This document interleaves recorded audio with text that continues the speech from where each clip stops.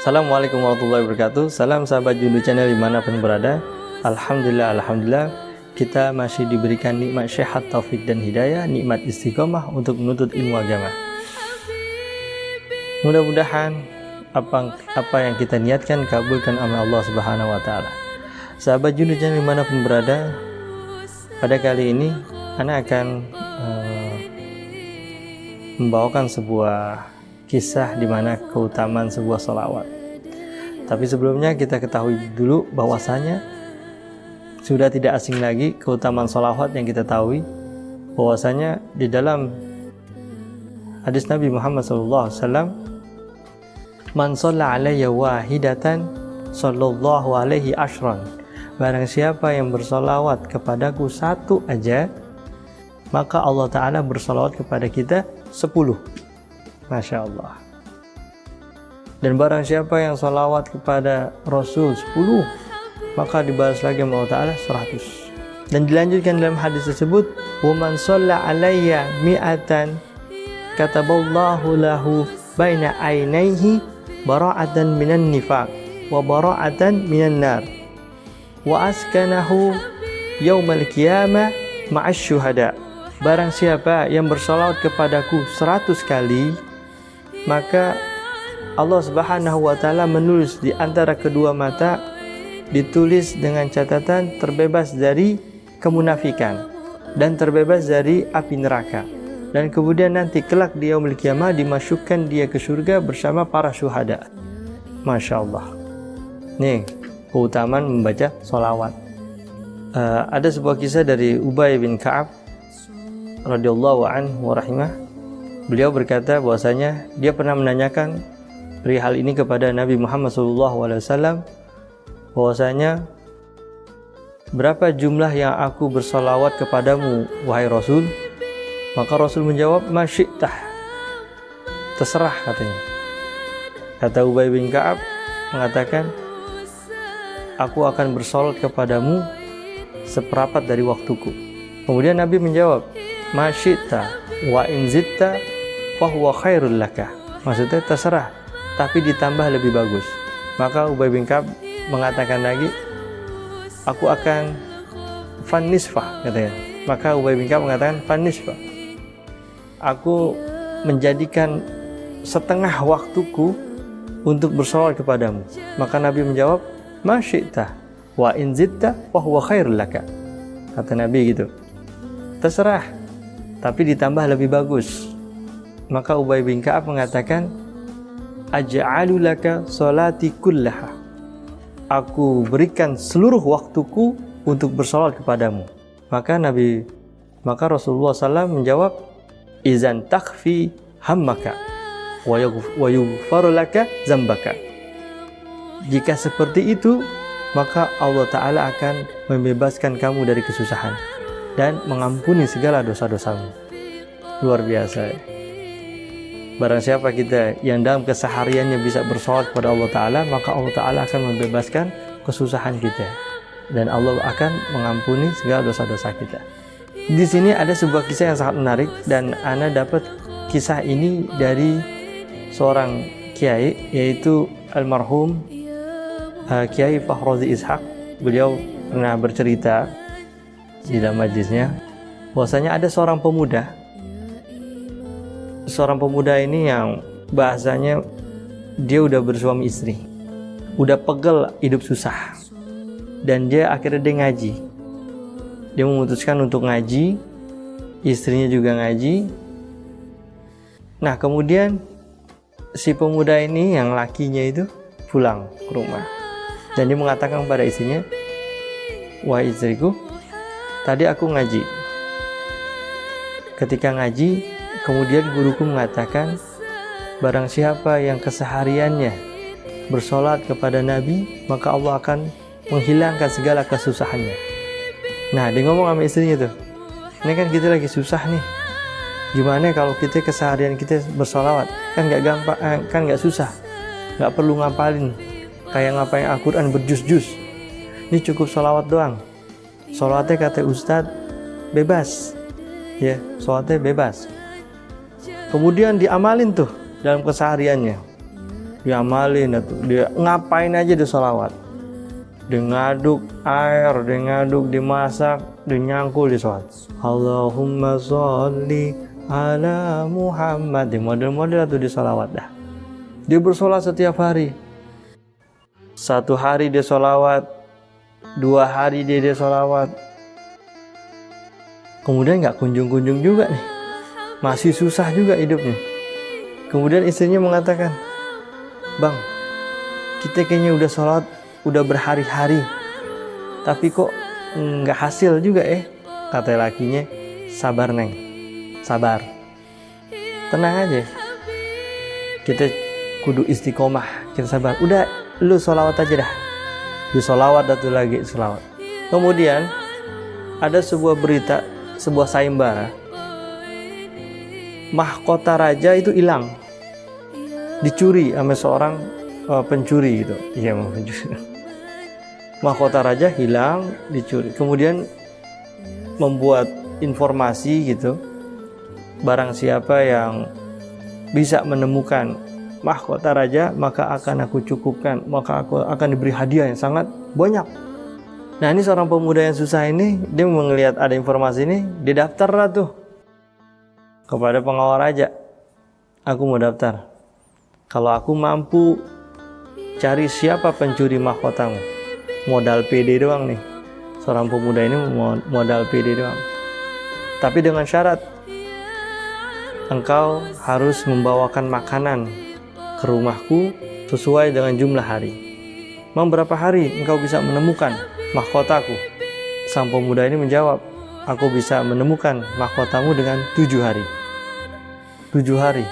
Baik, tapi dengan syarat, wahai raja, engkau memberikan makanan kepadaku dengan jumlah yang berlipat-lipat sesuai jumlah hari.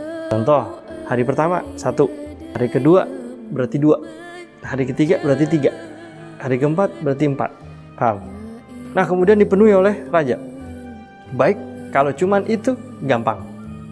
Benar ya 7 hari? Kalau nggak bisa, engkau yang akan kubunuh.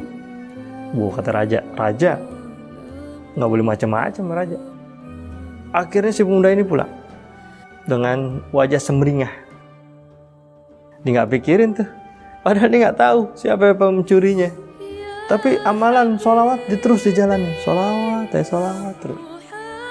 Dia pulang sama istrinya. Neng, tenang. Ntar ada makanan nih datang. Bener. Tok tok tok. Assalamualaikum. Masuk. Ya. Nih, makanan dari raja. Wah, bener nih. Padahal si pemuda itu nggak tahu, dia nggak pikirin aja, yang penting bisa makan dah. Udah lama susah. Ya udah akhirnya dimakan tuh, dimakan ya kan, dimakan. Nah, kemudian berita sang pemuda ini yang ingin menangkap seorang pencuri, sampai itu beritanya kepada raja pencuri.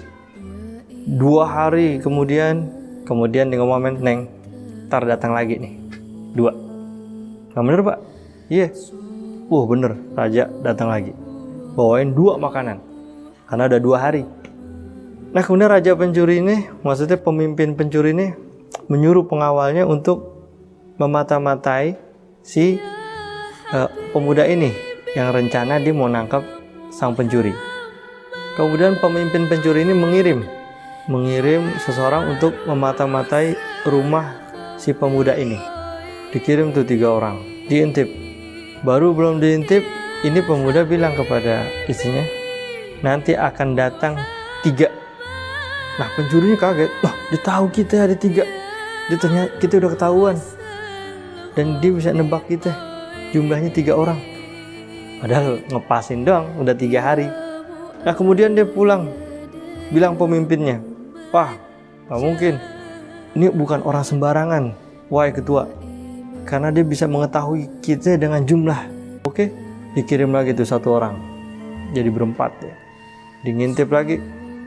Dan diintip, ngepas lagi nih jumlah orangnya. Dia bilang apa? Nanti bakal datang lagi nih, Neng. Berapa? 4. Didengar lagi tuh sama pencuri semua. Emang lagi 4 orang. Dia tahu bener jumlah kita 4 orang. Akhirnya dilapor ke ketua. Sampai lusanya dia datang tuh rame-rame 7 orang. pas banget di hari ke-7 kami bersama ketuanya. Pas lagi diintip, dia datang lagi, tok tok tok, dia ngomong lagi nih, Neng, entar datang nih hari 7. Kaget ketuanya, ketua pemimpin pencurinya kaget. Wah bener nih, bukan orang sembarangan nih, bener. Yaudah yuk kita masuk. Akhirnya tuh ketua pencuri masuk dan meminta ampun dan minta maaf. Dan dia bilang dia minta damai dan dia nggak mau terjadi apa-apa, sehingga mahkotanya dibalikin kepada dia dan untuk dikasih kepada sang raja. Dia bingung. Nah, dia ngomong lagi sama Neng, tuh pencurinya udah ngasih, yuk kita bawain ke raja. Dibawain ke raja, dikasih hadiah lagi deh, dikasih hadiah yang banyak. Terus diamalin sholawat yang begitu, terus amalin, akhirnya dia hidup dalam karunia Allah Subhanahu wa taala. Nah, berita ini semakin masyhur dia di kalangan yang lain, tuh masyhur dia. Sehingga ada yang mengatakan dia waliullah nih. Omongannya benar-benar terjadi. Karena bisa nebak. Akhirnya dia diundang nih. Si pemuda ini diundang untuk sholat Jumat, khutbah Jumat lah bahasanya. Khutbah Jumat. Dan dia sebenarnya nggak bisa khutbah, dia nggak bisa ceramah bahasanya. Tapi karena dia lihat ada amplop, lumayan nih, ya gak? Panggilan nih, yaudah, dia iya aja dah. Akhirnya dijemput, setelah dijemput dia jalan menuju sebuah masjid. Dia datang tuh ke sebuah masjid, dia disambut sama ratusan orang mengeluk-elukan dia, dan masya Allah benar-benar tawadu ya. Padahal dia tawadu, dia karena dia nggak punya kemampuan, dia bingung, gue mau ngomong apa ya. Ya Allah, ini orang udah banyak, udah menyambut dia sebagai seorang ulama besar. Orang-orang menilainya semua positif, gak ada yang negatif. Dia terus sholawat aja dah, ya Allah. Dia bingung, cuman sholawat doang dia bisa. Dia udah sholawat, dia bingung, ya Allah, gimana nih? Dia ngomong apa ya? Orang-orang pada bilang, masya Allah, tawaduk banget. Masya Allah, ini benar-benar ulama, ini benar-benar waliullah. Ini benar-benar masya Allah, wajahnya sangat rendah hati, sangat tawadu. Wah, dunduk kayak. Sampailah di masjid, dia ditaruh di paling depan. Orang-orang pada melihat antusias dan disambut sama para ulama di tempatnya, dipeluk, wah, dia makin bingung. Akhirnya tibalah MC bicara dan mendapat sambutan dan kemudian tiba pada saatnya dia dihadapkan sebuah mic untuk memberikan sepatah dua kata dan lain-lain. Akhirnya dia megang lah tuh, dia bingung dah dia mau ngomong apa. Di pikiran dia tuh gimana cara kabur dari itu masjid, gimana caranya. Akhirnya dia ngomong, Assalamualaikum warahmatullahi wabarakatuh, tolong para hadirin diberikan jalan tengah ini dikosongkan. Nurut semua, dikosongkan nih. Tadinya orang rapet, tengah kosongkan. Pas setelah kosong, udah diberikan jalur kosong tuh sampai luar masjid. Ini si pemuda ini yang rajin sholawat ini, dia kabur. Nah, alhasil semua jamaah yang ada di dalam masjid itu ikut kabur juga, kabur keluar juga, ngikutin si pemuda ini. Wah, lari semua. Pas keluar semua jamaah keluar dari masjid, masjidnya ambruk. Nah, makin jadi deh, bener-bener dia waliullah. Bener-bener kata muda, ya makin-makinan dah. Kata muda itu yang kabur, ya tuh masjid ngapain ambruk, ya makin-makinan dah orang. Dia makin dieluk-elukin sama orang. Masya Allah, antum bener waliullah. Itulah cerita dari almarhum Kiai Fahrozi Ishaq yang sangat menjadi inspirasi buat ana dan terus bersolat. Dan itu kisahnya sangat ringan dan sangat bermanfaat buat ana pribadi.